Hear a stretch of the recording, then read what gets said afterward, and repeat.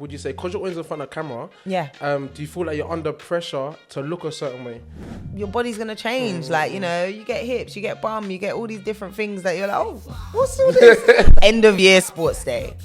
And I shocked everyone. That became a Nike Women Ambassador. And at a really pivotal time for like Team GB, Team Jamaica, Team USA. So like we were watching it. And so hard.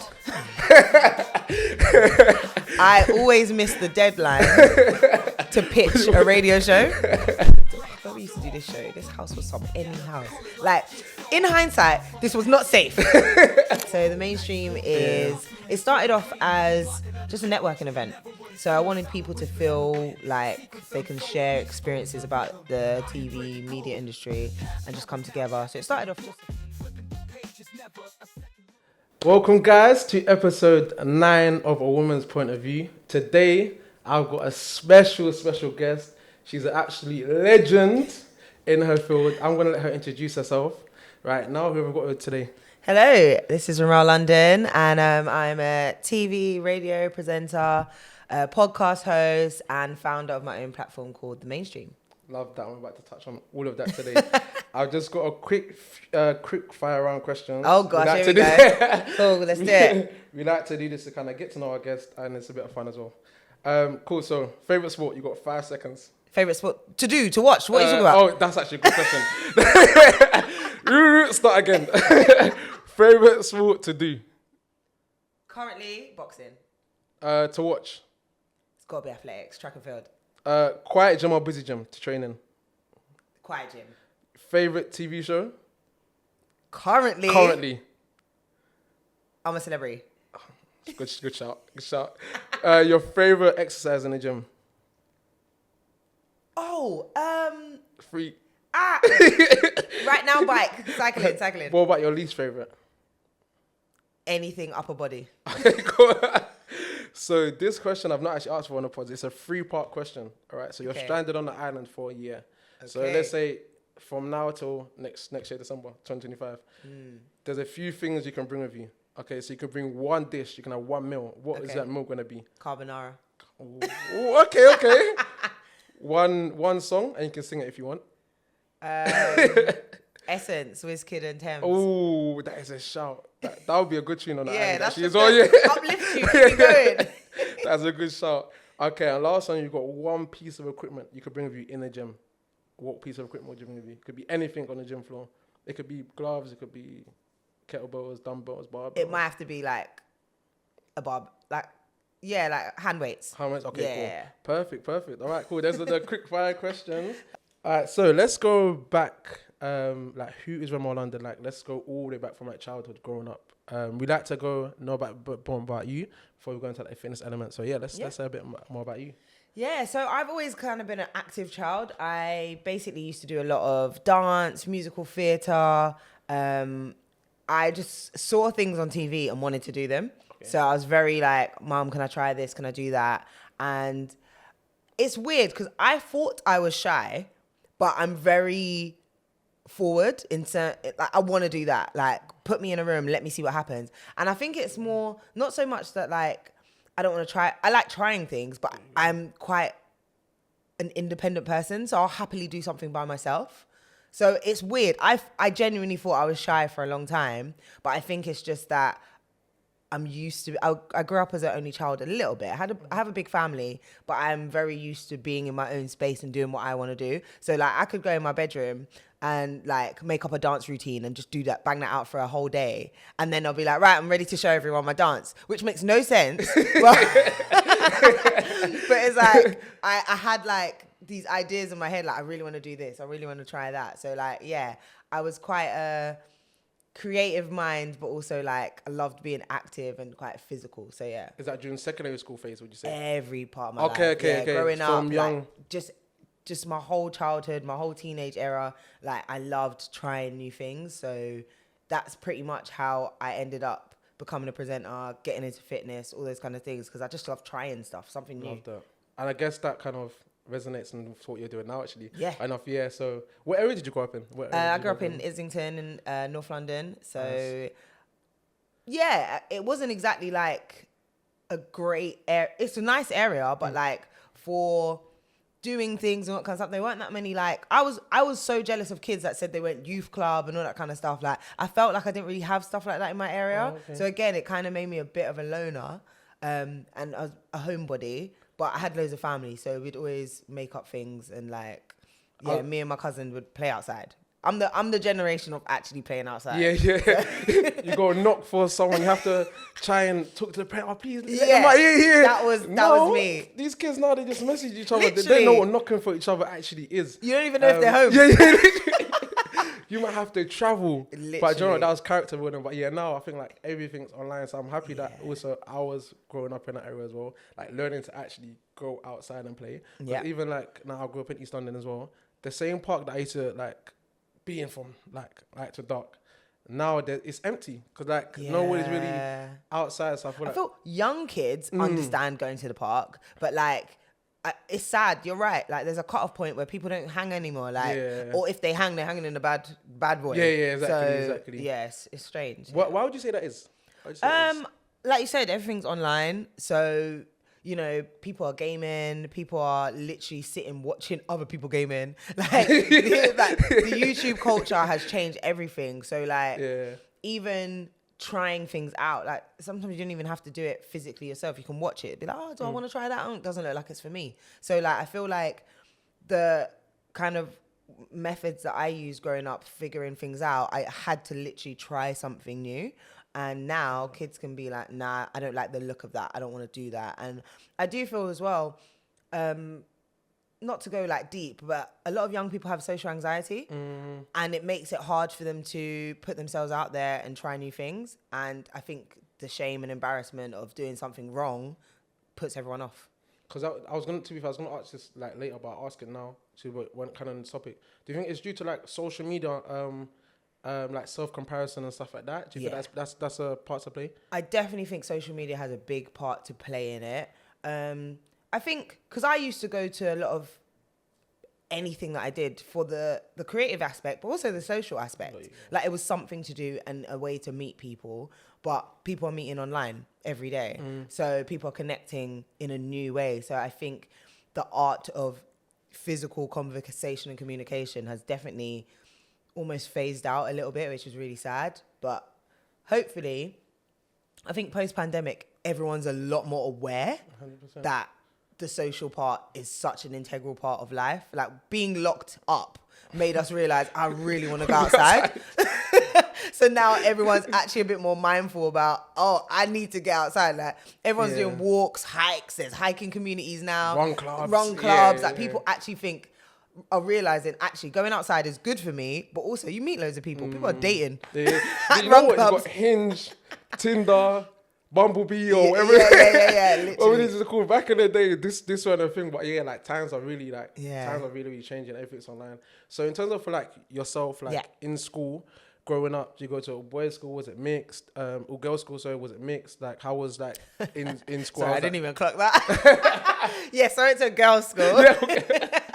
And girls' school was interesting. Like I think it's interesting because you have one idea of what a young girl or young lady is like, and girls' schools rips that up. Like you got the mandem girls, you got the girly girls, and then you got the kind of in between. You've got the class clowns. I kind of fall into like the class clown group, but I was very much a mixer. Like I had my smart kid friends, and then I had like, it's weird to say it, but like you had your like nerdy friends, and then so I went on like camping trips with my nerdy friends, but then like I had my girls who would go out partying together, and I'm talking like we used to do under 18s raves, like again like that was my girls. We're still, a lot of us are still friends now, and then you've got your kind of girls that you just chat to, but you might not meet up with afterwards. So.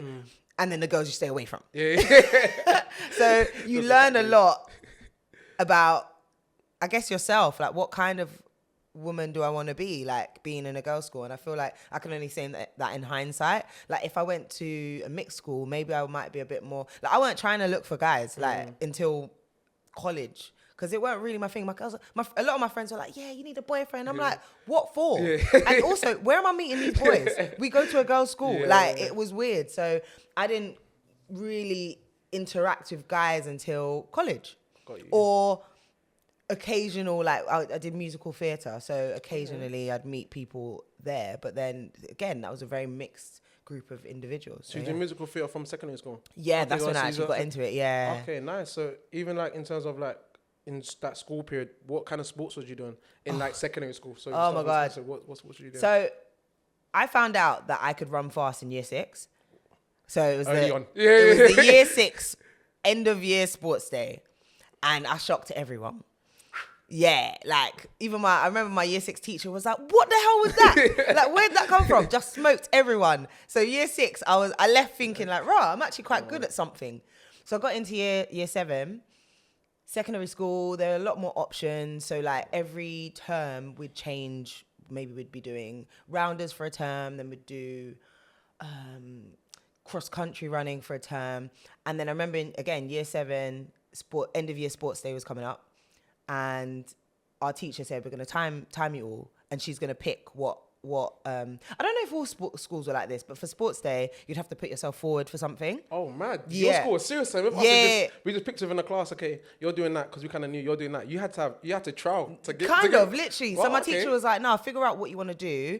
And like, she was like, you can do long jump, high jump, you can do javelin, shot put, But then she was like, but I'm going to time you to see, so you lot can figure out what you're going to do for if you're going to do 100, 200. So I smoked everyone. And I remember my time was like 13.6 or something. And that was year 7. Yeah, that's quick. Yeah. So everyone was like, quick. What the hell? Yeah. So it came to sports day. I put myself forward to be the captain of my form group. We won. And then we won every year. Have you got any like pictures and videos we can put on the screen? Not of secondary school, no. All right, cool. But like, we'll definitely add some stuff on the screen. Okay. But so that's when I realized I was fast. Yeah. And again, my teacher realized I was fast. But weirdly, she signed me up to cross country running, and I was like, this makes no sense. Yeah. Like, you just saw me do 100 meters like fast, and now you're thinking. So so I initially started doing cross country running in year 7 and 8, and it got to a point where I was like, I'm not good at long distance. This isn't making sense. So like, we'd go to like the county trials and all this kind of stuff. I'd be coming like 156 out of like 200. I was like, nah. You're trying to get that gold medal again. Yeah, I was like, this is not boosting my morale. Like, this isn't happening. So I had a conversation with her, and I was like, listen, I don't think cross country's for me. And she was like, okay, well, maybe you should look at some other like during the summer holidays, look at some athletics camps and all that kind of stuff.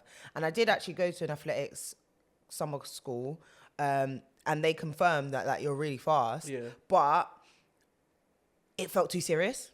Okay. I didn't run for at that time, like we're talking 12, 13. Yeah. I weren't running to be competitive. I just knew I was quick. So I just looked forward to sports day. So that was my thing throughout secondary school. But then it got to college now, and I met some guys, and they were like, oh, what area do you live? Finsbury Park. You should come to Finsbury Park track. Okay. And that's when it started. So you say in college, was it like, this is what I want to do? Competitive athletics. Okay, so in college time, like, was that like a career you was wanted to like really go down? Would you say at college, or what would you say was your dream career? Should we say dream job at that age? I already knew I wanted to be a presenter. Got you. But I really loved competing. So athletics was just such a fun thing to do, and like, again, you're like 16, 17, and the coach is like, all right, everyone get on the bus. We're traveling to Watford to do a meet. So I'm like, raw, this is sick. Like, weekends, you're with the man them. Like, and again, that's when I really realized that I really love like interacting with like guys, girls, like art. Like my athletics friends we were tight. Like, it was such a nice vibe, and like everyone was different ages. Like one of my friends, she was probably like, I think I was like 17. She was like in her early 20s, and she was her and her sister, they were my girls. Like, I'd meet up with them, and again, it was just a different dynamic of like, I had my original day one school friends. They were my raving friends, but then this is a different social element. Like, you're mixing with guys and girls, and like, you know, trying to figure out, who do I fancy? Like, is something gonna happen? Like, nothing really did, but because we realized we were a team rather than that's my boyfriend or that's whatever. Do you know what I mean? But it was really nice to have a whole new social group, and we all were really into athletics. And like, I remember, so that would have been the 2018 Olympics. So we were all gassed, like all talking about it. So you say 20? Am I saying 2018? 2008. Sorry. Okay, throwback. Because obviously that was 2012. Because obviously 2012 was a big deal. Yeah. Especially because London. it was in the ends of the world. I was about to say that. Yeah, it was in the ends. But like fast forward, like going back behind, like college days, 2008, that's when I really realized, I like athletics. Yeah. Like, first time we saw Usain Bolt, had a conversation about it. Oh, really? Yeah, like, you had a conversation with Usain Bolt? No. Oh, I to say, we'd be talking amongst ourselves, like, Bolt is insane. This is a new thing for athletics. And at that time, athletics was really on the map. 100%. So it's like, I was in it at a really pivotal time for like Team GB, Team Jamaica, Team USA. So like, we were watching it. We were involved. We were in group chats talking about it, like meeting up and like, did you see it? Da, da, da, da. So again, I had my athletics friends, I had my girls and all that kind of stuff. So it was really nice to have different dynamics at that time. Nice. Okay, cool. So going through your journey. So now you're in college, loving athletics. So you've done 2 years in college. What did you study in college? Studied media, psychology and theatre, and I dropped to English. Okay, cool. So now you've done that. Uni. Talk to us about uni. You've come this far in the podcast. However, majority of you guys that watch don't actually subscribe to the channel. So all I ask for you guys is to please like and subscribe. It's going to help me to grow the channel and be able to spread the message to more women. Thank you. Let's continue on with the podcast. Going through your journey. So now you're in college, loving athletics. So you've done 2 years in college. What did you study in college? Studied media, psychology and theatre, and I dropped to English. Okay, cool. So now you've done that. Uni. Talk to us about uni. Let's go to you now. I went to the University of Leeds. So left London, left all my people behind. I had to start fresh, which was really, really good for me because, again, being an only child, I wanted to have new experiences. And like, my mum was really protective growing up. So this was a really good opportunity for her to realise that she's independent, and it helped her to let go and me to become who I wanted to be. And of course, I was straight back in at athletics. So I was the women's captain of the athletics team. Very, very involved in like a lot of societies and activities. So I was the vice president of the Afro-Caribbean Society. Nice. I was studying broadcast journalism because I was very specific. I want to do radio, I want to do TV. So yeah, man, uni was fun. It was a vibe. I was still raving hard. See, that time, UK Funky House was, I wish they could just bring it back, but I don't think it'll be the same. But that era there, like Migraine Skank, Jungles, that Tribal Skank. Well, funny enough, it didn't reach Leeds on that scale. Oh, really? Yeah, so I used to come to London just to rave. Can't even. It was bubbling. Like, there was a few unis, like, that was the coach party era. So unis would like arrange for coaches to come to different cities. So Coventry, Birmingham, Nottingham, they were Leicester. They were massive for like having big raves. So I was still amongst it, but like in Leeds, different scene completely. So I used to have like student radio shows and pirate radio shows. I actually used to play Funky House. That was my thing. Oh, mad. Yeah. In uni, because that was going to be my follow-up question. Like, when did the presenting and stuff come? I already knew. So you was already on radio. Yeah, I was active from first year of uni, because I've been seeing you for years as well. So I wanted to know kind of when did that start, and the fact that you stayed so inconsistent and still stay relevant. I wanted to kind of know how you managed to do that as well. Yeah. So when was your first radio show? Was that in uni? Yeah. Okay, cool. Yeah. Right. So funny, it's such an annoying, frustrating story, but it's part of life. Again, I was raving so hard. I always missed the deadline to pitch a radio show. So every year at uni, I was like, what the hell? Like, I missed the deadline. Like, because basically student radio, they take it serious. Like, there's student radio awards, all that kind of stuff. Like, it's a big deal. Very, very big deal.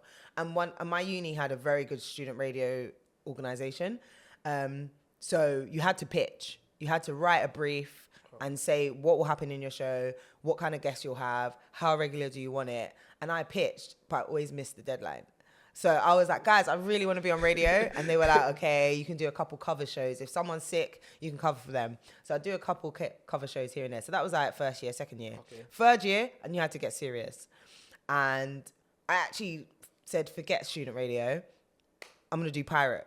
So I did pirate radio in Leeds, which was different, like so different. But I learned kind of like the culture of radio a little bit more by doing that. So I had my occasional student radio shows, but pirate radio was where I really had my freedom and understood like texting, phoning, planning a proper show, all that kind of stuff, paying your subs. If you don't know what that is. What is that? What does that mean? It basically is, because pirate radio is illegal. Yeah. And they have to... It has to pay it, like, you know, you're not really supposed to get advertising, or like someone has to have the idea, set up a radio station in their house or whatever it is. And this house, where we used to do this show, this house was any house. Like, in hindsight, this was not safe. For a young black girl, going to the ends in Leeds to go and do her radio show was ridiculous. But the first show, I took my friend. I was like, I'm not sure. I was like, please, I beg you, come with me. And she sat in and like, it was just like, you're doing great. And subs is where you pay every week to just like support the station. So that's the best way to put it. It's funny because it's kind of same. I play a lot of football. We call it subs as well. But like if you play for like a Sunday league team, you'll pay subs, so it goes towards like the referee and things like that. So it's kind of like the same. Yeah, basically the same thing. So where would you say, cool, so at uni now you've done that. When did you have your first like breakthrough to say, I could actually do this? Like this can actually be like my career. What would you say? Would that come after uni? No, during. Funny enough, during uni. It ties in perfectly to my fitness journey. Okay. So I basically entered a competition. Nike did a competition called Nike Select. This was in 2008, and they were basically looking for women who could be ambassadors for Nike Women to encourage other women to get into sports and fitness. So I applied for this. This was a nationwide competition. I applied for it. I won. I was one of 14 women across the UK that became a Nike Women ambassador. And it's a year contract. You're basically getting sent loads of clothes, loads of trainers. We did a photo shoot, massive campaign, had press, got interviewed in the Islington Gazette, like all my local newspaper, all that kind of stuff. And then they had a campaign where they wanted, again, to make digital content where they promote women getting into fitness, and they asked me to be the presenter. Wow. And I was like, this is crazy, because I actually want to be a presenter, and you've asked me to be basically the face of this campaign. So for I think it was over summer, we just filmed loads of content, interviewed loads of athletes, some people that are now like really successful. Perry Shake Straighten, who's a Team GB athlete. I interviewed her back in the day. Jeanette Quaichi, who's a sports commentator, presenter, obviously Team GB athlete, former Olympian as well. I met so many amazing women in sport. So it was such an opening for me to be seen as a presenter, but also like someone that's passionate about fitness. So that is where I really thought, oh, you guys see that I actually can do this. You've trusted me to do this. And that's how I got my first ever show reel. Crazy. So it's mad. Everything came hand in hand. It's crazy. And I always tell people as well, you have to be prepared for opportunity, because you never know when that opportunity is going to drop. And it like sounds as if as soon as the opportunity dropped, you grabbed it both hands and was like, this is me now. I mean, I was hyped. At uni, I was like the loudest, like most energetic. I mean, nothing's really changed, but it's just that I'm a bit more. I know the time and season when to do it. But I stood out. I know I stood out because I went to the event was just like, it was an event. They were giving out goodies. And like they were saying, women, we really want to encourage you to get into sport. And I'm like, yeah, me. Oh my God, pick me. And then like they do like a piece to camera, and then they tell us about yourself. And like I sold it. Yeah, like I was just like, I want to do this. I live and breathe this. Da, da, da, da, da. Like I was a crazy young, energetic girl who knew what she wanted. And I was tying in two of my favorite things, athletics and presenting, and it was perfect. So how did they initially see you? Because nowadays we've got TikTok, we've got Twitter, all these things. I remember back then I was on MySpace. I wasn't even on Twitter. Yeah, Here Twitter and was there, Facebook. later. So my question is, how did they know what you was doing? Because social media, No, they didn't. It wasn't really a thing. Okay, so That's what I'm saying. You had to sell. okay, So it was an event. It was basically, you know, student life. Like there'll be a pop-up this, pop-up that. Yeah. So it was literally 2008. I was second year uni, and Nike literally came to our uni in the student union, I think it was. It wasn't even our uni. They went to Leeds Met. So we had to go to Leeds Met because they had an actual, like, they were like sports. Yeah. Like, big deal. Had an event in the evening. Basically just wanted to just meet women. It was just for women. Yeah, okay. And they said, we're doing this campaign. If you want to put yourself forward, go in that room, literally set up like this, do a little piece to camera, and then tell us about yourself. And then got a call, like maybe a couple of weeks later, cool, come to our audition, next phase.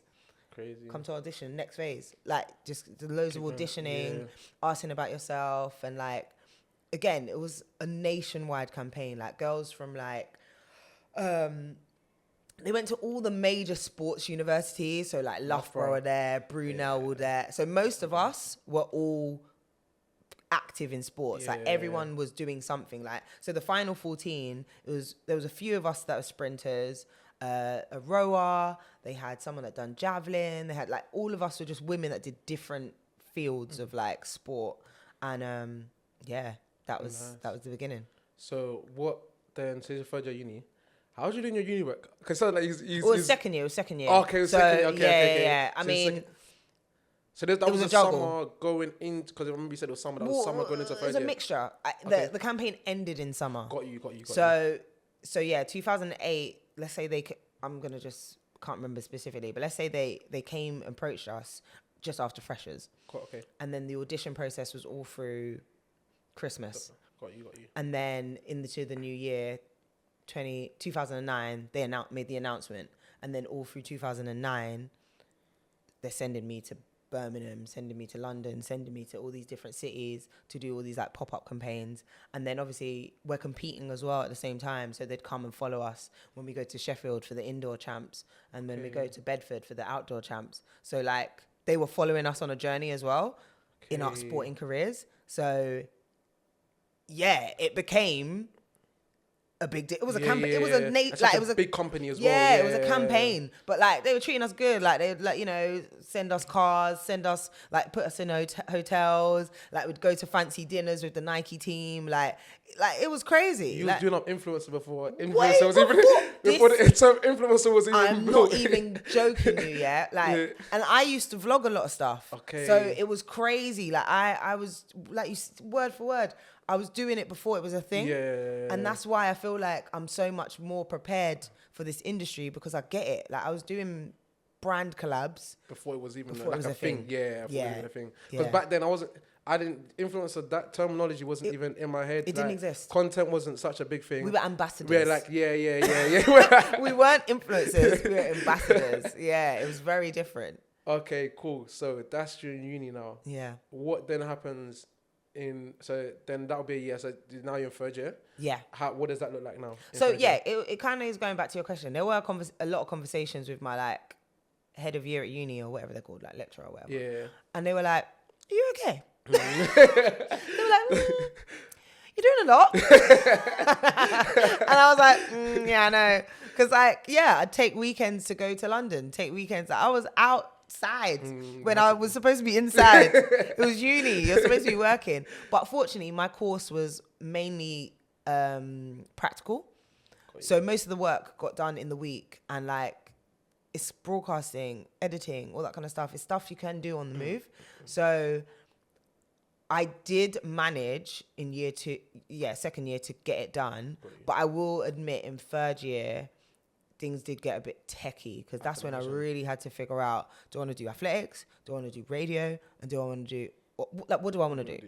Like, and even like my athletics coach at the time, he was like, why are you not training? Like, because I stopped training to do my radio show every Thursday. Track was Tuesday, Thursday, Saturday. Okay. And I was like, I can't do Thursdays no more because I got radio. And he was like, oh, what? Like, you need to train. And I'm like, oh. But I'm also like, it's not that deep. Like, I can train whenever, but I can't do radio whenever. So again, there was a lot of choices I had to make. And I will say, like, admittedly, my grades did slip a little bit. And I just wasn't paying attention, but that's just me. Like, sometimes I'm like so in La La Land, like I'm like, oh crap, I haven't sent it down. Same, but like I mentioned with the pitching for the radio show. Whoopsie. Like, but I guess because you've got such a big opportunity in front of you, you're like tunnel vision on that. Yeah. So everything else just kind of outside noise kind of thing. Like, I'm very much, if I'm enjoying something, I'm gonna do it. Yeah, I get so that. Like, and if I don't enjoy it, then I won't do it. Yeah. So I was just doing what I was enjoying. I get that, because even like school, like sometimes like as kids in school, you'll be like, people put kids in the box, they're not listening in this class, but probably because they don't enjoy that class, they're tunnel vision that class. 100%. Like, for example, when it comes to PE, I was switched on. Yeah. When it comes to other classes, again, I was at the class clown trying to make jokes, because I just didn't enjoy it. So you kind of like, you was in that stage where this is what you enjoy, tunnel vision straight. So what kind of happened like after that? So you had a year with Nike, like did doors start opening straight away? Did it take a bit of time? What happened after that in terms of like career wise? So I had the benefit of having a showreel. So as soon as I left uni, I was sending that everywhere. Send it everywhere. So I did work experience for the production company that filmed for Nike, which was great. They were called AKQA. Okay. They're still, is it AKQA? Yeah, it is. They're still a like sports production company. I think they still exist. But did work experience for them. I actually helped them select the next batch of Nike Selects, which was really fun. One of them I'm still friends with now. And then, I was just trying to get radio, TV, work experience as much as possible, because I just knew I needed to get as much industry experience at that time. So I did have to have a gear change and do a lot less athletics, which was a shame. I would say, so during that time, did you go to the gym during that time, or was it mainly just like athletics? So I was still doing track. So I was back at Finsbury Park. Okay. So still competing with them, and I did that for maybe like a year, but it wasn't able to like be sustainable, because like work experience in radio and TV, like it's just whenever you get the job, you get the job. Yeah. So I was like, I can't really commit to athletics, and I was missing a lot of sessions. So I was like, damn, can't do this. So it was a choice I had to make. Yeah. I guess it pay off now, because now you're being able to kind of do what you want to do. Yeah, literally. Do you remember your first day in the gym? First date in the like gym? Ever? Like your first day ever. I remember it was probably year 10, year 11. Okay. And a friend of mine in Islington, she was like, oh, we should go Sobel on Fridays. You pay £1 and you can do the gym. Oh, that is, you've never heard that now. Like, that is a touch. It was like I think they like literally blocked out like 2 hours for young people to come to the gym every Friday. Nice. It was just girls and guys trying to chat each other up. I was like... It was a youth club. Yeah, I'm like, you like gymming? Like, but I went and I was like, ooh, try the bike. Try the treadmill. And like, I had no idea. No one was in there and like, no one told us what to do. Yeah. Just trying to figure out how to use equipment. So that was I was probably like 15. That was my first ever gym experience. But then I did become a gym girl after uni and during uni, all that stuff. So yeah. Nice. So what about now? What does your training look like now? Yeah. It's unfortunate. I'm currently injured. I've got basically like an injury of my knee where it swells up. So I can't do anything like high impact, which is so annoying. But I'm currently doing Fight Club, which is a high intensity boxing session to drum and bass. This is perfect for me. And it's more upper body. Yeah. And it's cardio, so that I love that. I'm a very like people used to call me the cardio queen all the time. Like that's just always been my thing. And yes, we do like lower body stuff like squats, kicks, all that kind of stuff. But like my instructor, or one of the instructors, one of my favorite instructors, he modifies it always for me, which I love. Yeah. Like, it's always really good to have a PT that will tell you, this is going to hurt. So try this. So he's 100%. Perfect. He's called Crew Stylist. I love him. And he's made me really enjoy fitness in a time where I can't do all the things I used to do. Can't run. Yeah. I can't do anything jumping. I can't. And it's like, they were my things. That's running is my bag. How long have you been injured for? Has it been a long-term injury? A year. So I didn't know for a long time that I was injured. And I was going to an osteopath, and she was like, yeah, something ain't right. She's like, I can see your leg. I don't know how I didn't notice, but my leg was literally swollen. She was like, your knee's swollen. And I was like, is it? And she was like, yes, like, get an MRI. So I got an MRI earlier this year. And then, funnily enough, I actually have my first NHS physio this week. Okay, cool. So we'll get some more answers. But I know pretty much it's called Hoffer's syndrome. Oh, yeah. Where basically your patella is like rubbing or something like that. So it makes your knee inflame, and it's basically saying, stop doing this. Yeah. Anything you're doing, stop. And and the only real thing I've been told is that you just need to rest. Yeah. And I'm like, rest? What's that? Literally. And in my opinion, it has kind of like impacted like my physical preferences. Like, I just feel like it took me a long time to figure out what I could and couldn't do. So yeah, it's been hard, man. But we move. At least you're still doing something you enjoy. Like, like, big up Ross as well, because I know Ross that does the Fight Club as well. A question as well, in terms of like how you look, would you say, because you're always in front of camera, do you feel like you're under pressure to look a certain way? Do you ever feel that because you've been in front of camera so much, or have you always been like confidence-wise, you've been good? Do you know what? No, I don't. I'm not pressurized because of the industry. I'm pressurized because of myself. Like, I used to effortlessly be slim. So for me, I'm like, what's this? Because you used to run a lot, so it's like, It was normal to just have a flat stomach back in the day. And now I'm like, excuse me, where's my flat stomach gone? So I put pressure on myself to look a certain way. And there's, I've always had a certain style. Like, I'm very much sleeveless. I'm very much like, I used to be I'm still wearing a crop top, even though I shouldn't be wearing a crop top. I'm a crop top queen. I'm like a very snatched waist queen. Like, these were my looks. And now I'm like, oh, need to change some things. Maybe put a little something around the waist. So I've had to adapt my style. And that's the thing, like, as a woman gets older, your body's going to change. Like, you get hips, you get bum, you get all these different things that you're like, oh, what's all this? Like, for me, and it is a good and a bad thing. Like, when I was doing athletics, I was cut. Like, to the point where I remember a boy I was seeing at the time, he was like, nah, man, you're hench. And I was like, excuse me? Like, but my arms were cut. Yeah. And I think it was actually sometimes intimidating to guys. And it actually put me off doing a lot of upper body for a long time, because I was like, I can't. Like, I had very natural, like, toned arms. Like, my mum's always been like that. A lot of my family's been like that. So, again, I'm very aware of not looking too toned, but then at the same time, I wanted to be toned. Or I guess not too muscular. And for women, some people love looking muscular, others don't. And, and there's so many negative connotations that come with it as well. Like, ask Serena Williams, like, all her career, people have, like, just gone in on her about her physique. And it's just like, well, she's going to have strong arms. She's going to have strong legs. She's going to have... She's the best in the field. Like, literally. So I shouldn't have to now tailor how I look to please the world, but it was also me and myself being like, oh, but I don't want to have too many muscular arms. Maybe I won't do upper body. And my coaches have always cussed me for it. They're like, why don't you do weights? And I'm like, I don't want to be hench.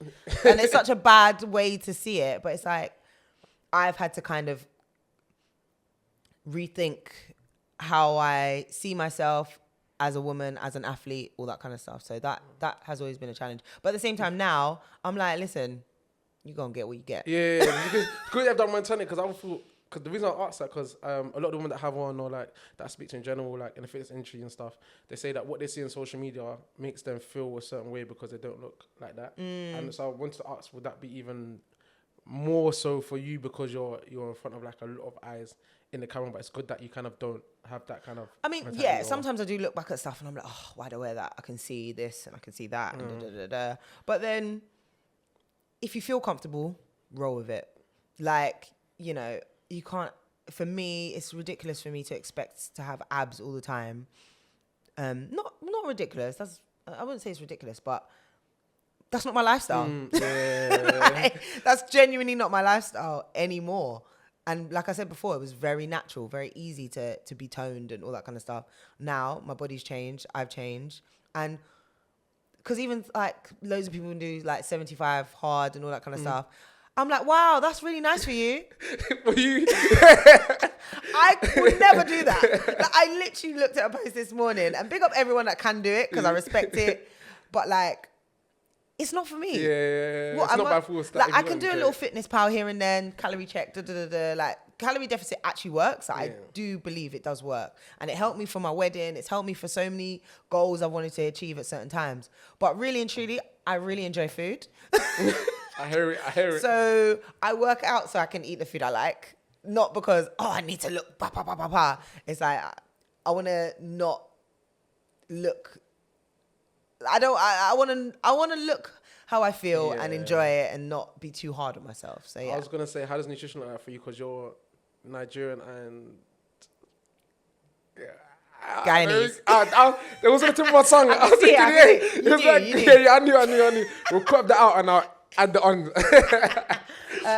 Yeah, to be fair, nutrition-wise, and my husband won't mind me saying this, he is a bloody feeder. He loves cooking. Okay, that's good. And I don't. Okay. So he will cook these wonderful meals and like pile up the plate in abundance, and I'll be like, well, I'm going to eat it all. I will eat it all. Like, I think he forgets that like men and women have different like intake. Yeah. So I'm probably eating man-sized portions, but I really enjoy food and I really enjoy his cooking. So like even last night we had like chicken and dumplings. Like, probably shouldn't have had the dumplings, but yeah, it was delicious. So yeah, that's where my nutrition is. But yeah, right now I'm not doing calorie deficit because again, we're getting to the end of the year. I'm kind of just like, just eat what you want. Just enjoy it, yeah. But if I have goals, I'll always be very on top of it. But I've cut snacking. Okay. I've cut snacking a lot, which has made a difference. So what does a day in life of eating for you look like? So yesterday morning, let's see what morning till evening. Right. So I looks. love breakfast. Okay. As in fry-ups. Okay. I am English breakfast girl. Okay.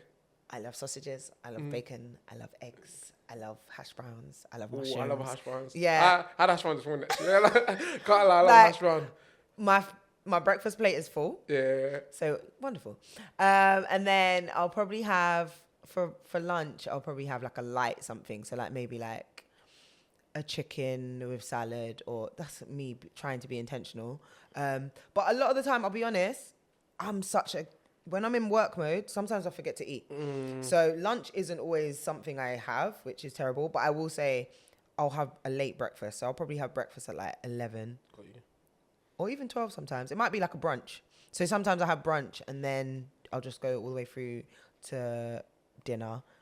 And yeah, that's why I've cut out snacking as much as possible. So I'm very tea and biscuits. I'm very little packet crisps. So I try to cut down on that. So yeah. Because I'm going to say, is it hard with because, well, both of us, to be fair, we're not in like a 9 to 5 kind of job. Sometimes, like, for example, I was in the gym this morning from 6 a.m. training clients. There you go. I'm back in the gym this evening. My last client's at 8 o'clock. So, like, how do you manage that kind of working for yourself and eating and training, actually, like, fitting everything in? Yeah. How do you find it? It's a struggle. That's why, so Fight Club, they have sessions Monday, Tuesday, Wednesday, Thursday, and Saturday. So I'll usually go Monday and Saturday. Got you. Monday evening, Saturday morning. Because on a Monday, starting my week, I can work up until about 5 and then I'll go to Fight Club. Eating wise, like I try and be strict and say, make sure you have your breakfast, brunch, and make sure you have your dinner. Like they're like the priorities. Dinner will probably be whenever we remember to cook. So maybe like I would say on average we eat at like 8, 9. It's quite late, but it's just how our day works because my husband's also freelance. I was just about to say that as well. Yeah, it's just how our day works. So we do have quite a good routine in terms of making sure we have breakfast, lunch, or dinner, but every day is different. Every day is different. So I tailor my eating habits around whatever that schedule looks like. So today, like I'm going to an event later, so I'll either eat before we leave, which is actually very unlikely, or try and get food when I'm there, which is probably going to be some kind of junk food. So it's sometimes it can be difficult to find healthy options. So you've either, and I'm really bad at meal prepping. I was about to, that was going to be my next thing actually to say. Cannot do it. Even if it's for like a day or two. I'm boxing it. So let's say... I'm eating it. that 2 containers. Yo, it's not going to last. Like, I'm eating it. Like, oh, I'm hungry now. I cannot meal prep. That was going to be my next thing. Like, have you tried meal prepping? And the funny thing you I said don't enjoy cooking. So the idea of cooking for Thursday makes no sense to me. I'm eating it today. It's going to be finished. Boxing off all the containers. There's nothing there. Axel actually done a skit about that on TikTok. Axel Blake, big up Axel Blake. He's just so funny, and he just hits the nail on the head all the time. And he literally was like, "Oh, I meal prepped for 2 weeks and I ate it all." Like that's something I would do. Like, "Ooh, that chicken was banging. Let me eat that breakfast, lunch, and dinner." Like, and I actually have to tell my husband off for doing that as well because he will eat dinner at breakfast. Oh, pet peeve. What are we gonna eat later? You ate it. So meal prep is not an option in our house. Okay, cool. We enjoy things too much. Would you say it's easier because you're both freelancers, so you get each other, like in terms of like your schedules bounce with each other, or you kind of get that you ain't got the rigid like day to day? Would you say it helps or? Yeah, I mean we work around each other, so like whatever the schedule looks like, we just let each other know each day. Like literally every day, it's like, what are you doing today? You're at home, you're in the studio, you filming, you're doing this. So it's like, we definitely just are in sync to make sure that we work well together. And like, I'm fortunate that a lot of what I do is going to events and all that kind of stuff. So like, we'll have date nights just because I got invited somewhere. Like tonight is...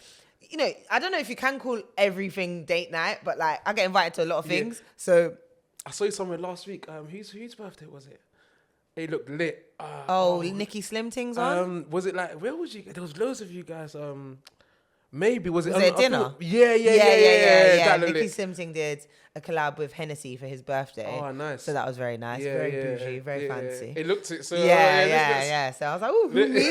I'm invited. So stuff like that we get invited to all the time. We're at comedy shows. We're always at like.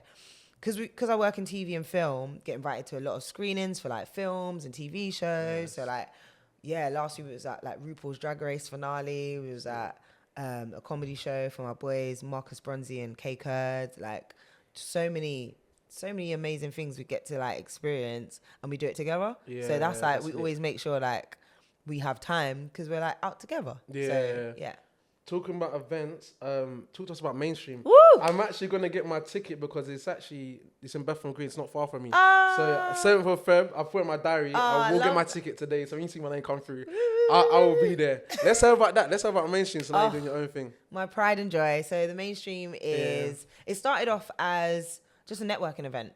So I wanted people to feel like they can share experiences about the TV media industry and just come together. So it started off just a few kind of like meetups. And then we did an event with, who's now on Big Brother, AJ Adudu. This was back in 2017. Mm-hmm. She was a guest speaker and she just talked us through how to get into the industry. Then I was trying to make it a podcast and a show for a long time, but it just didn't work. And then finally in 2020, I decided to officially launch it as a podcast. Ironically, the pandemic happened and I had to kind of like resort to just doing everything online. But it actually helped because I had so much more access to higher profile people. Because like sometimes it's hard to lock it in when it's in person. But during the pandemic, Zoom, like there was a list of things. Like I used every audio platform there was, but obviously Zoom was really helpful. So I was able to like lock in like Mo Gilligan, Clara Ampho, Vic Hope, like international people as well. So like the podcast grew in 2020 and 2021. then when we was allowed back outside, I realized actually people might want to see what's happening at other events. So we started covering events, and like now we have like a selection of presenters who do red carpet interviews. So it's just expanded into a new way where we can interview talent, find out how they got into the industry, how they got into the mainstream, share tips with others. And then we decided to do an awards. It started off online again. This was in 2023. We do ones to watch where we celebrate the people that are coming through. But the demand has meant that we now have to do an in-person awards ceremony. Sick. So we're doing that on Friday, the 7th of February, 2025. And I'm very excited. We're currently like locking in all the like special guests, performers, presenters. And like, we want it to be a celebration of like people that are killing it right now in the industry, who are maybe excelling, but also coming in. So it's gonna be basically an awards ceremony with a rave at the end, but major networking for everyone. So like, we're locking everything in at the minute. And I'm really excited. Like, I feel like it's going to be a great way to kickstart 2025, kind of get everyone into their kind of networking bag. And yeah, it's just going to be a really good room of people. I will definitely try and be there. I'm trying to go to an event every month. Oh, sick. Because that's where I actually saw you in November. My niece was actually selected on the panel. What's the event called? This is so bad. Oh, where was I in November? I saw you like, I was in the back with my niece and like our family and stuff because we was there. I saw you at the front. I thought, was it Martina's 66 Martina's, event? Yeah. So my niece was one of the 66 that was actually nominated in amazing. it. So that was fun. I saw, I know Blair as well that was on the panel. Oh, nice. I know her through actually Pure Gym as well. That's how we know each other. Perfect. So yeah, I'm trying to go to an event like every month. That's a great idea. So I'm locked in for Feb. In Jan, I got my another event called Creative Gallery. So it's actually my boy Chris. Oh, nice. He's starting an app where literally all creators will be on it. So let's say, for example, you go on Instagram and you scroll. Instead of scrolling and just seeing like just random stuff, you'll scroll and just see creators. That's so like, it. for example, for my services, I'm going to be on it. I'm actually going to be talking actually at an event on Jan. Amazing. Like you can scroll, you might find a personal trainer. You might look for, I don't know, some girl that's on there doing cupcakes. Therapy, physio, stuff like that. I'll send that to you as well. Yeah, that's he's going to come with me in February. Cause I spoke to him. Oh, that would be amazing. Let's go together because it'd be good for him to be around that space. All the creatives. Because essentially he needs the people that you're going to have there. This is literally why I made the mainstream. I want people to be able to come together, talk about what they're doing, share what they're doing. Because what we used to do, I feel like I need to bring it back as well. We'd have networking events where people could just pitch and just like stand up, say what you do, and then at the end be like, oh, I heard you do cakes. I heard you do this. So it was just kind of like quick fire networking, and it takes away the awkwardness because as soon as you hear, I want to do that. Oh, we should work together. Like that's the kind of like environment I like creating in a community, because like that app sounds amazing and definitely kind of thing what we would love to share and talk about as well. So man, intro. Yeah, 100%. That's a vlog. So I'm gonna put the ticket to that in February. I'm also gonna put the ticket to his event in January as well. Me and him would be together, so it'd be good to for him to meet you and 100%. meet everyone that's there as well. So how important would you say networking is now? Because obviously you've been in the industry, you've been killing it for years. How important would you say is now to kind of get yourself out there? 'Cause I feel like if you've got a business or a brand, like for example, now I've started a podcast, I'm on TikTok, I'm on Instagram. How important is that, would you say? I am a networking machine. It's ingrained in me. I don't even know what to call it. I really believe in like putting yourself out there, letting people know who you are, what you do, and trying to connect with like-minded people that like there's different levels to networking. There's networking sideways, people that are your peers that you can work with and collaborating, and then there's your people that you want to work with, who you aspire to collaborate with. So that could be, in my world, that would be like TV producers, TV commissioners, like all the kind of execs who make the decisions of what's happening in TV and all that kind of stuff. So for that level, I'm on LinkedIn. Like I'm always putting myself out there and be like, hi, I know you work on this show. I'd really love to show you my show reel. I'm really interested in working on a show like this. And then networking sideways. Hey, I'm looking for a videographer. Hey, I'm looking for an editor. Hey, I'm looking for this. Like we should work together. Like I'm happy to pay. Or if you want to do something in exchange, like it's such a good way to like grow together. Like most of what I do is because I'm working with someone who or they want to work with me and I want to work, I'm happy to offer a service and they, do you know what I mean? Like we share, we collab, we make it work. Like that is networking to me. Like it is meeting people that can help you and you can in exchange help them too. Like it's got to be reciprocal. Like you can't just go in asking for something. Like 100%. Again, even with the TV commissioners, like you have to go in with an idea. Like you can't just be like, I want to be on TV. Like, okay. What do you want to do? Like, so have a banging idea ready when you go and introduce yourself, whether that's digitally, online, LinkedIn, Instagram, Twitter, whatever it is, or X. Or if you know someone's going to be speaking on a panel, go to that event with a plan. I want to speak to this person, at least get their email, at least get something so you can follow up. So like networking is just such a like amalgamation of different things, building, connecting. It might not turn into a job straight away, but like I've known people years ago who put me forward for something. Like that's networking as well. Like just knowing people that can do things that you know someone might be looking for, like passing on the information. So what's your long-term vision for the mainstream? Like, so like if I said to you 2030, where's the mainstream going to be? Like, what's your long-term vision with that? It will be a fully fleshed TV production company. Sick. We will be making TV shows. We might even have our own channel. Like speak that into existence. Yeah. I'm gonna say on this day, I mean, I don't know how much I want to run a channel, but I would love for it to be a production company to the level where all of our productions are on mainstream TV. That would be so sick. That's with the everything name. that you've done with all years of experience, putting that all together on your own platform, that would be so sick. Definitely. And in terms of like with me, I'm like a sponge. I like to talk to people that are kind of doing what I want to do and stuff. So in terms of like advice for me, I would say trying to grow the brand, and also I wouldn't call myself a presenter, but I'm kind of in this field now. What advice would you give me in terms of like podcasting and just creating and content creating? If you could give me like a couple pointers, what it's would you say? going to sound a bit cheesy, but like, I'm going to say it in two ways. Be the best version of yourself and then be an expert at that. So this is your world. This is your field. Live it, breathe it, know it, and like offer your services for it. So like I'm the media girl. Like everyone will ask me to be on a panel to ask for advice about the industry. So I have to be knowledgeable. I have to know what's happening in the industry. So like you have to live it, breathe it, know it. And then again, you can be the go-to person for fitness. You can be the go-to person for like personal like health and well-being and all that kind of stuff. So it's a brand. You are a brand. Yeah, 100%. And I think that's what I clocked very early on. Like you have to be a brand. And my brand was always energy. Like, you know, I love what I do. I'm very passionate about it. So people are going to book me because I'm going to love, breathe and represent whatever it is you're asking me to represent. So when it came to the fitness stuff, I'm your ambassador. Yeah, makes sense. Live and breathe it. I'm going to present it. I'm going to do it. You're going to see me. You're going to see me. You have to kick down the door. And yeah. So for you, fitness events, like people need to know, oh yeah, okay, Darnell's the guy. Like that's he knows.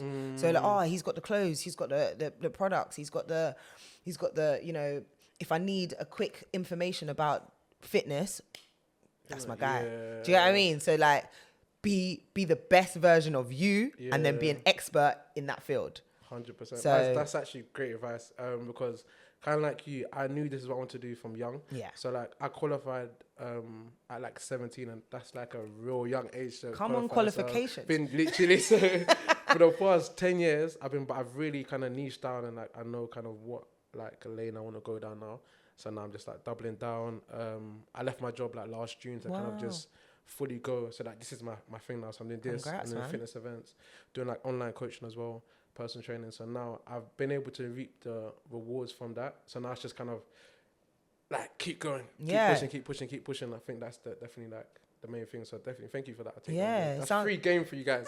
Free game. But no, you're covering all the bases, and as hard as it is, like I know how frustrating it is to think, I'm good at what I do. Why do I need to make content as well? But content puts you out there. 100%. Like it really does. And like as much as there's a million apps, like try and find your niche on each one of those apps. So like if it's TikTok, maybe it's quick TikTok content.